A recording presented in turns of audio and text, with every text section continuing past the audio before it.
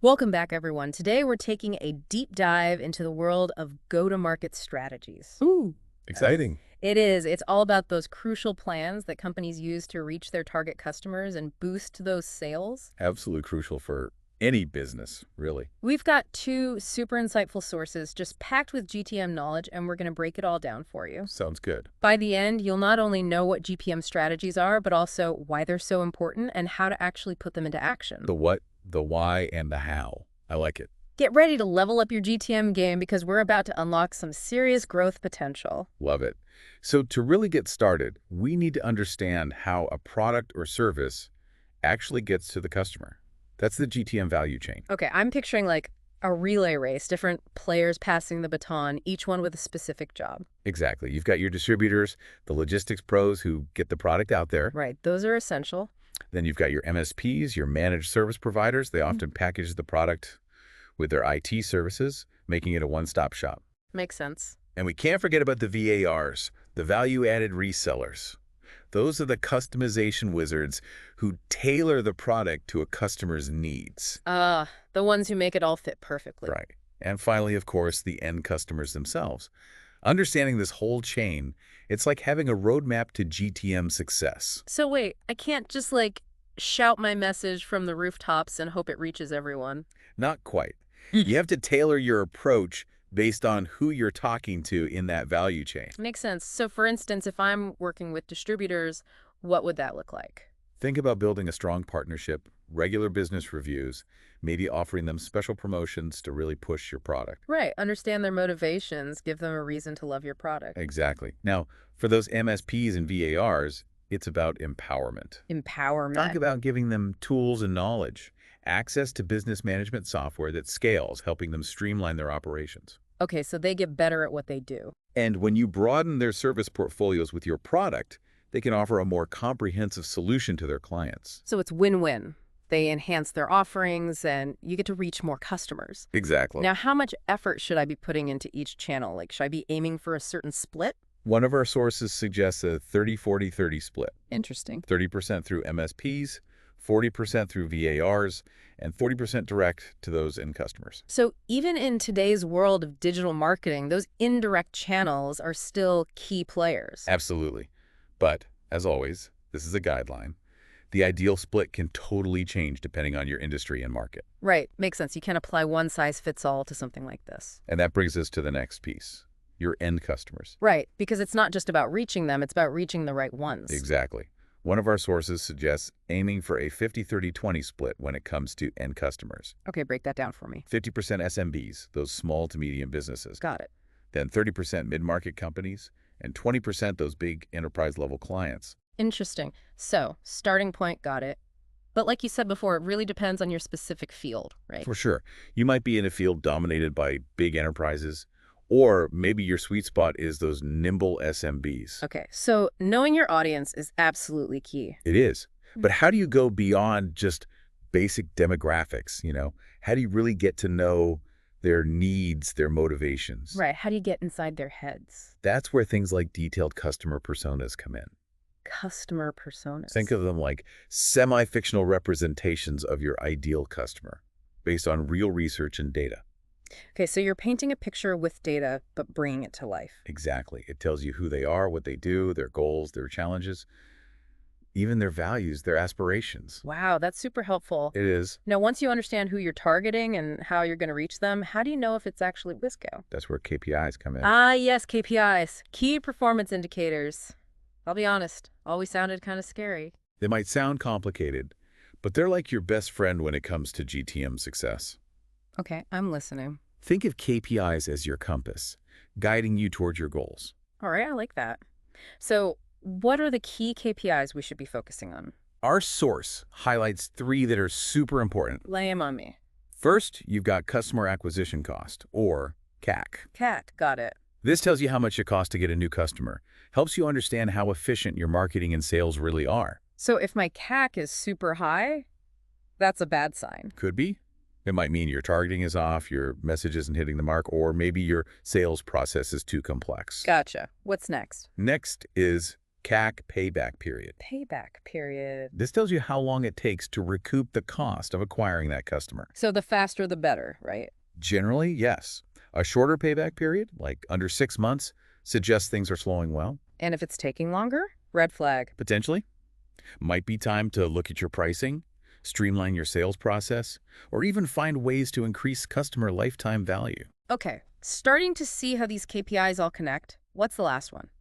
The third one is the lifetime value to CAC ratio, LTV.SAC. LTV CAC. Okay. This compares how much revenue you generate from a customer over their entire relationship with you to the cost of acquiring them. So ideally, you want your LTV to be much higher than your CAC, right? Exactly. A higher ratio means you're making a great return on your customer acquisition investment. It's not just about getting them in the door, it's about keeping them around and making sure they're happy. Exactly. It shows you building sustainable, long-term value. I'm seeing the light. These KPIs are like actually really powerful tools. They are.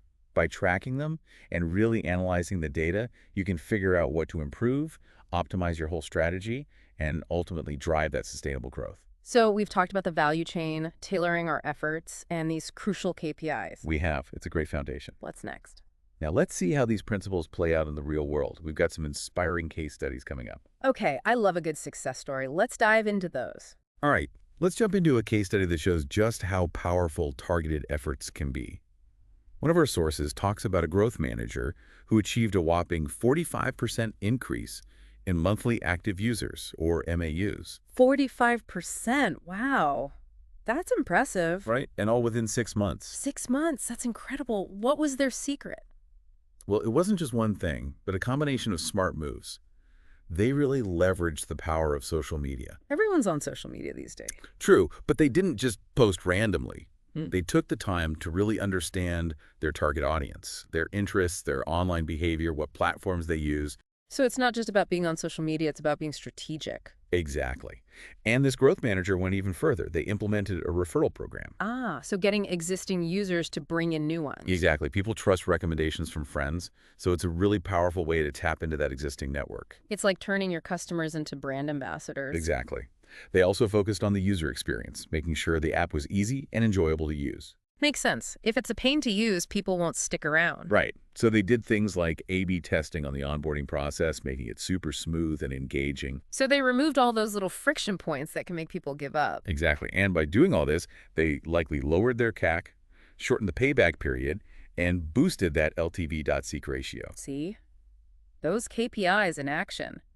This case study shows how a data-driven approach combined with a great user experience can lead to some pretty amazing results. Couldn't agree more. Ready for another case study? Hit me with it. Okay, this one focuses on revenue growth. Another growth manager led a campaign that resulted in a 30% revenue increase. 30%. In what time frame? Just 12 months. A year. Yeah. That's insane. What did they do? Spill the beans. They focused on 3 main areas: pricing, product expansion, and email marketing. First, they really dug deep into their pricing strategy. Pricing can be tricky, for sure. It is. They did a ton of market research, looked at their competitors, and found that sweet spot where they could stay competitive while still making a profit. Finding that balance is key. Totally.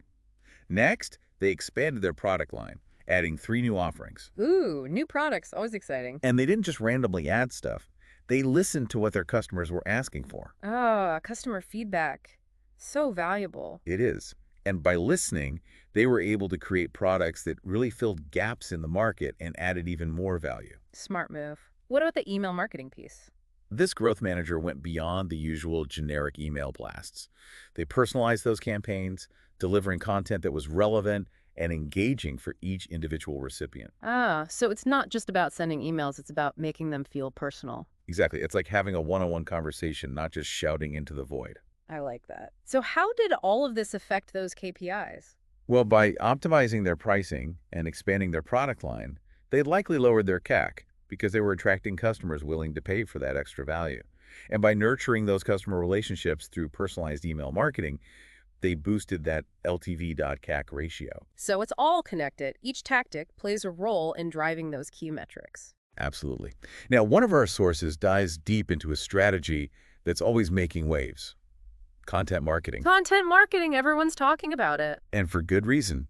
It's all about creating and sharing valuable, relevant content that attracts and engages your target audience. But there's so much content out there already. How do you stand out?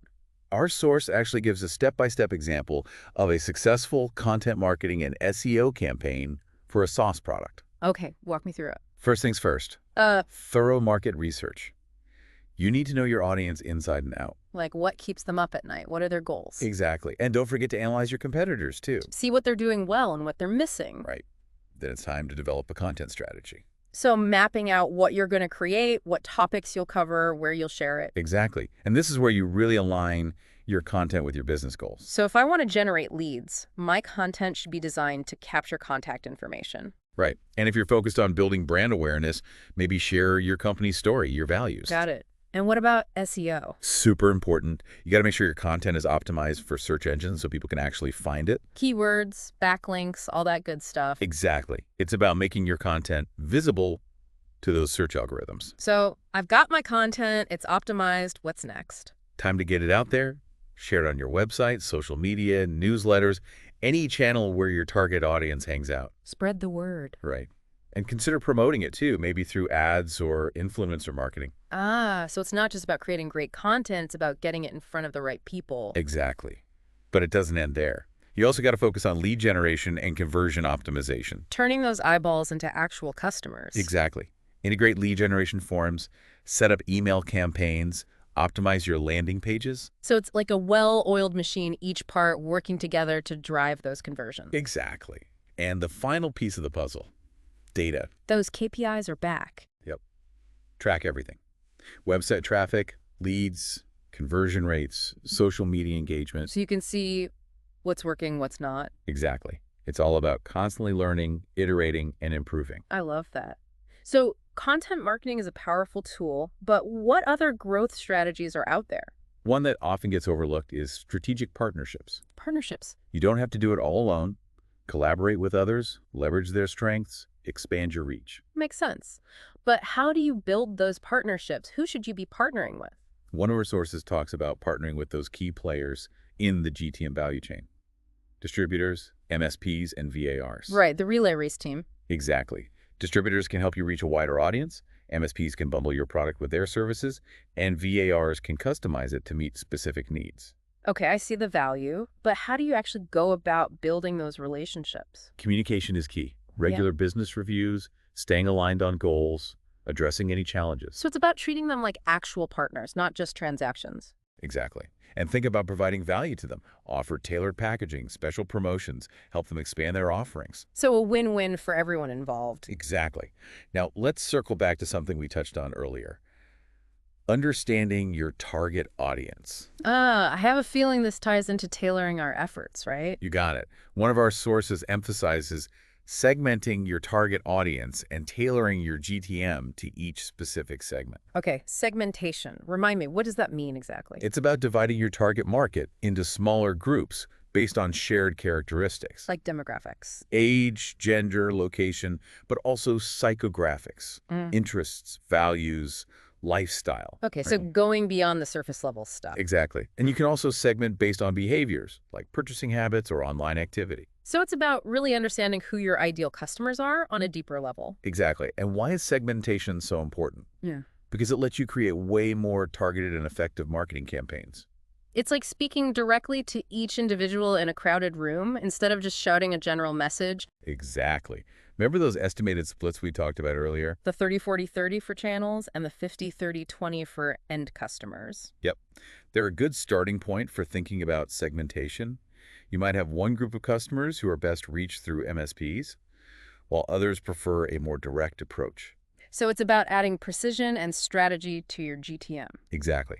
And by tracking your results by segment, you can see which audiences are responding best and refine your strategy. It's like fine-tuning a machine for optimal performance. Exactly.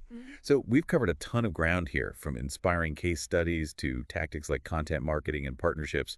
Feeling energized? Absolutely. My head is buzzing with ideas. That's great. Remember, even small tweaks to your GTM can make a huge difference.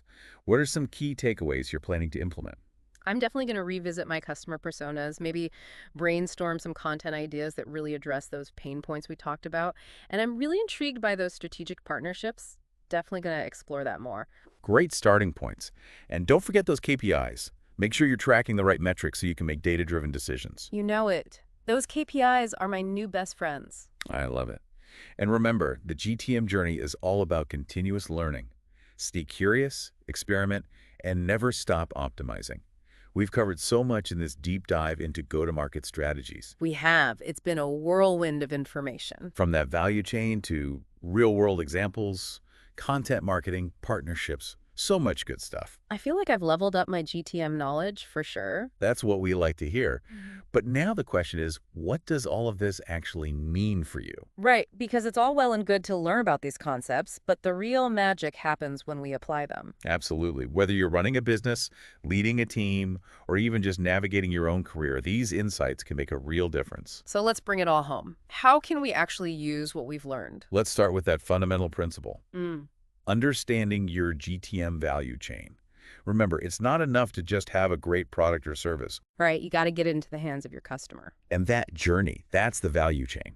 Every step, from distributors to MSPs to VARs, plays a crucial role. It's like that relay race analogy, right? If one person drops the baton, the whole team is affected. Exactly.